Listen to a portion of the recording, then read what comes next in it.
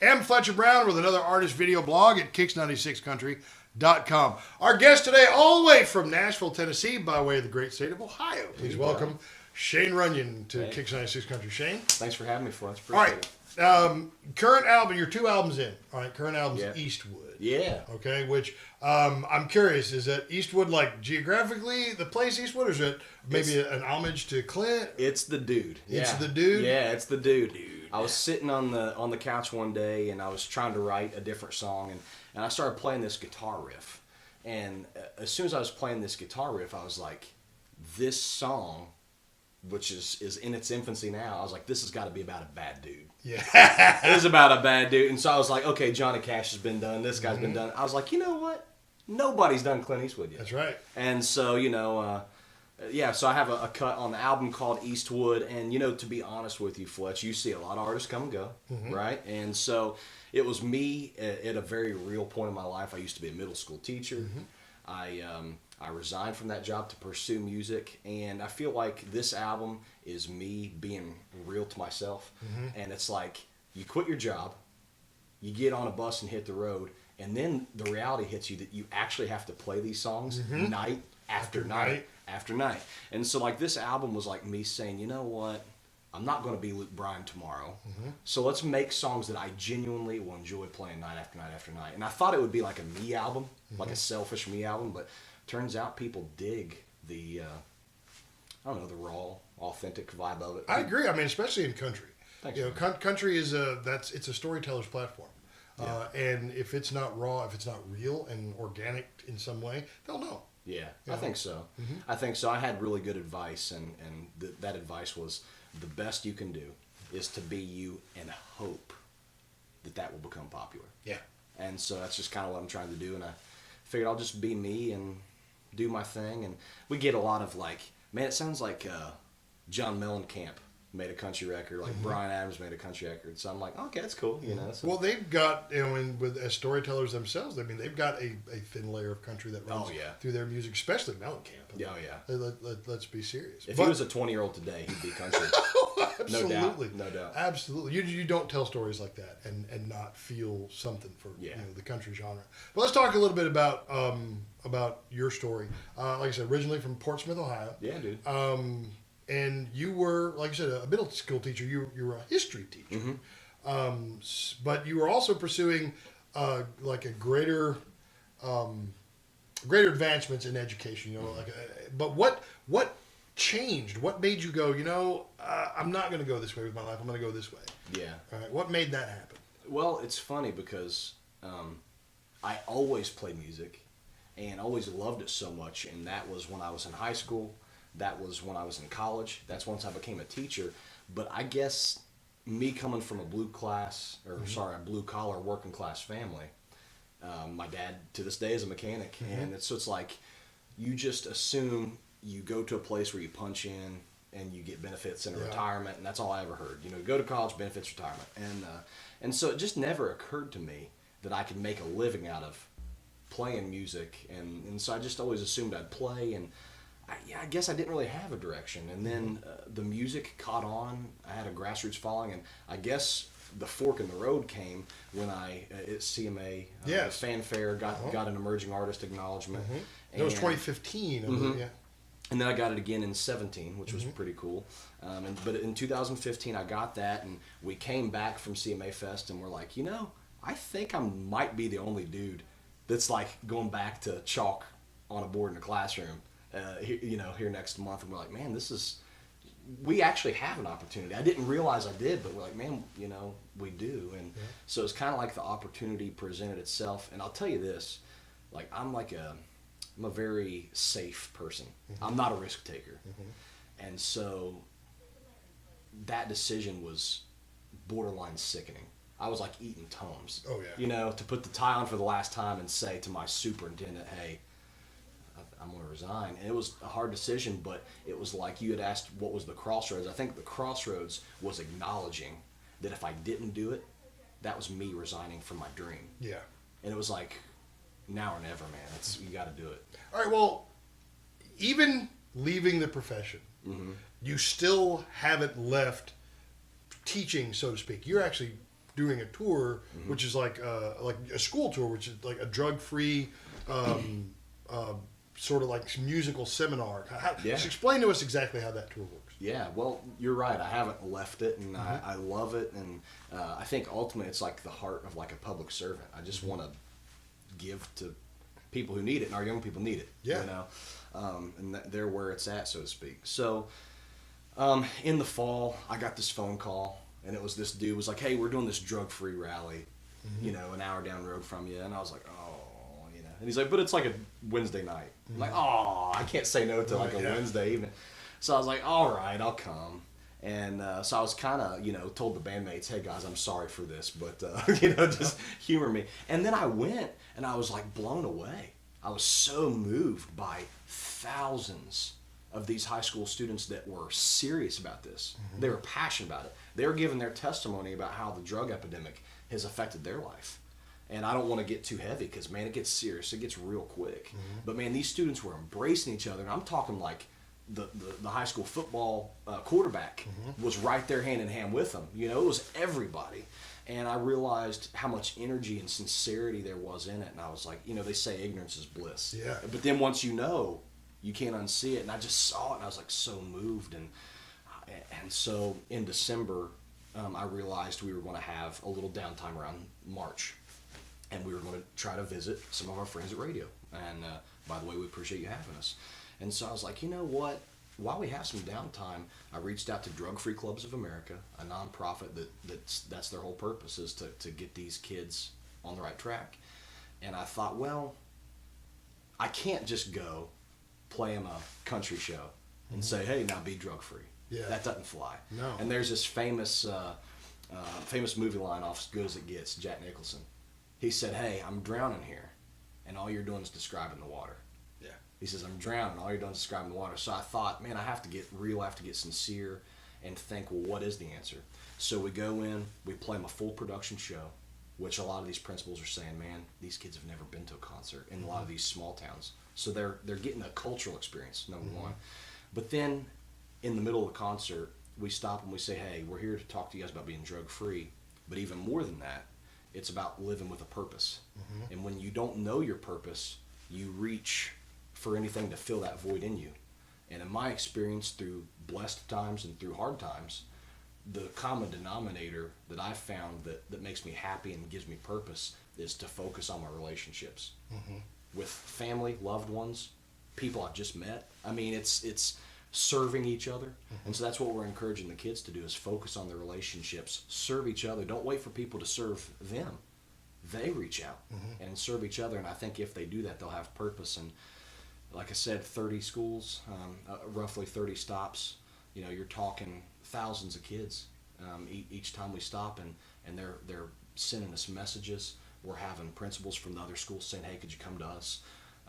We want that concert here." And so we're hoping to pick it back up in the fall. And thank God for you, Country Radio, for giving us the platform. Otherwise, I'm just some chump coming to you via his basement, you know. Well, but they want to hear it now. The interesting thing, I think, about all of this, the story that you just told, which is beautiful, by the way. The work that you do is beautiful. It's wonderful. The single, Tattoo, is not about preventing something that you might do. That's right. It's more about coming to terms with who you are and what you have done. Yes. And being okay. Talk to us about the song Tattoo. Dude, that's it, man. Oh, wow. Yeah. I was trying to write another song. You know how it gets. You get writer's block, and heck with it. Let me strum a G chord and see what comes out of it. Yeah. And this song just found me, man. Like one of my favorite songwriters, Amos Lee. I don't know gosh, love Amos Lee. Yeah. Amos Lee said songs are in the air, and a songwriter is just the guy with the net to catch them. Yeah. And so I always felt like that song just found me. And you're right, this song is a character that my life does not parallel this character. But man, this song found me, and the character of this song basically is saying, hey, I'm covered head to toe with tattoos that tell a story of a rough life. And while people look away from me, and while I'm judged, and while I am haunted by them myself, I'm okay with it. The punchline is, as your listeners have heard, these old tattoos remind me of the sins the good Lord washed away. And I love the way you set that up, because it's not about saying don't do this. It's about saying we all have something. Every single one of us have something, and it varies. But we have something. It's not a tattoo always. It's a scar, emotionally, physically. We've had something that has hung us up deeply, and we're out and about, and boom, we see that thing that reminds us of that thing we don't like. You never know what that tattoo, what that reminder is, but it's saying, hey, I'm cool with it. That ain't who I am anymore, and that's what matters. And the video tells an interesting story. Is it the Tank? Is that the man's Dude, name? yeah. Tank in the video. Yeah. And he's a real person. He is. That you found, and Tank's the man. The song, the video tells kind of his story. Yeah. And then with the song playing, behind it, and it really is just a beautiful image. Thanks, man. Tell us about Tank and how that video. Yeah. Because you even thank Tank and I guess his wife. That was not, but she is exactly the character she portrays. Okay. In real life, her name's Renee. Dude, and let me just say, first of all, man, like, you know how we talk about serving other people, making differences. Like, man, like, this is so not manly to say, but like, you're warming my heart right now that you know this stuff. Like, it means a lot to me. Well, I mean, the video is beautiful. Well, it means a lot to me. Like, that really blows me away that you know the dude's name in the video. Well, yeah, I mean, it's right there. You think Tank and Renee at the end. I really do. And I appreciate that. You have a song that has a beautiful story and a real message, and I think that country radio loves a message. They love a story. Yeah. And country listeners do. I was raised on country. My mother's Merle Haggard. Well, if you want to hear a Strait and all story, that. My gosh. So Tank. Okay, you asked me about Tank. So I went to Facebook. I had came up with this idea for the video, this script idea, and actually I had about 3 different versions for this idea, because in a way I like things to not be literal. Yeah. There needs to be something that. There needs to be an interpretation on a video that's a little different than the actual story.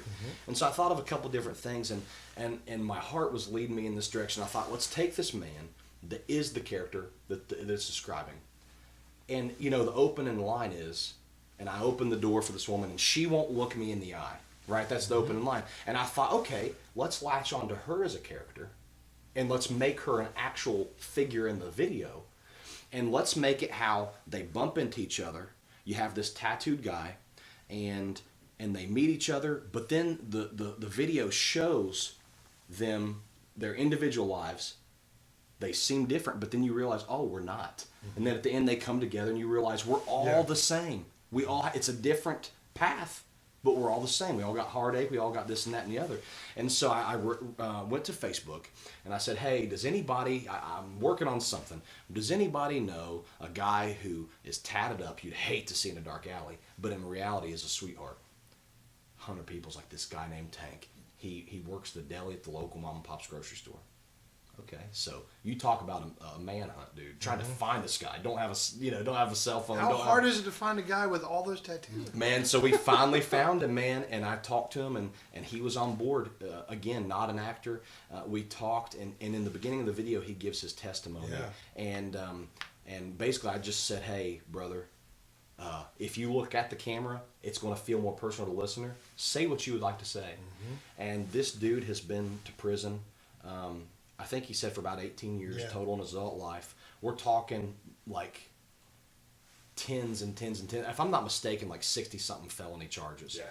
Escaped from prison. Ran to Florida and was caught in Florida. I mean, this guy was raising Cain, dude. And but he said, and here you go. He said he was listening to country radio, and he said, high as he could be, and he heard a spiritual-based country song on country radio, and as high as he could be, it touched him there. And he said, him being a person always listening to country radio through the darkest chapters of his life, when that gospel country song would come on, he was still hearing it. And he said, even high, it hit him. He went into rehab, and he said on the 3rd day, he signed himself out of rehab and was never the same man ever again. And just as cold as he was as hot as he became. Borderline, like, out there. He was the guy in our hometown that was bearing a wooden cross all over his shoulder, going into the roughest part of town, saying, "Hey, dude, I can relate to you." The woman, now this is deep, but it's amazing. I met this woman. She's involved with the local homeless community. So I was down there visiting them, doing little things with an event they were doing. Meet this woman. She's a drug counselor. And it was on my heart. It's like, she could be that woman in this video.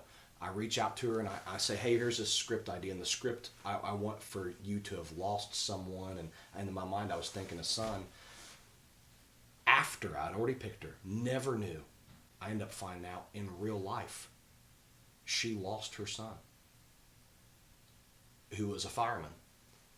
And she struggled with drug problems big time, cleaned her life up as a counselor.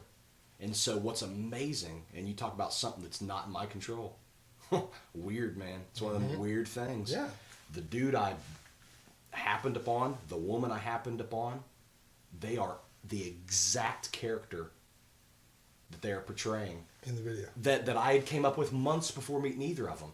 The people in the AA scene, in the AA scene at the end, we won't say which, but about half and half, a lot of them are actually people who are at the tail end of recovery themselves. It was amazing, man. Yeah. It was an amazing video, and there was like, it was just like the hair was always up on your arms in a good way. In a good way. Well, I'd say, Shane, that you got a hold of something real and tangible. All right, and I think that there is, the country radio audience out there. They're going to hear that and they're going to know that because they're going to know the people in that story. They're going to know the guy in that song. Right. They're going to see. They're going to say, maybe I'm the guy in that song. That's right. Maybe I'm the woman in that song. Yeah. And that's what country radio is supposed to do. That's what country music is supposed to do. It's supposed to get to the heart of you. Yeah. And I think that you've done that. So for the people that are moved by your story here and are moved by the song Tattoo when they hear it, how do they find Shane Runion on the internet? Man, ShaneRunion.com. Runion is spelled like union with an R in front of it, so RUNION. So ShaneRunion.com. Any social media is at Shane Runion. And I love to respond to everybody. So if you hit me up and say this has affected me in some way, I am obliged to say thank you for reaching out. And we try to keep it real and anywhere. And matter of fact, if we're on the road, come by, see a show, say hey, and most importantly, let Fletch, let KIX96, let them know if it's touching you. It's what I always say is I'm not looking for, I'm not looking for anything fake, man. If people don't respond to it, fine, but if it hits you, let them know that it hits you and let them know that you're feeling it. So that's all I can ask. Absolutely. If you want to hear the song Tattoo, call us at KIX96. We'll be happy to play it for you. Look for a live version of the song elsewhere on our channel here. And the album is Eastwood. Pick up a copy of it. It is available for worldwide download. There you go. Yeah. So Shane Runion is our guest, and we'll see you next time on another artist video blog at KIX96country.com.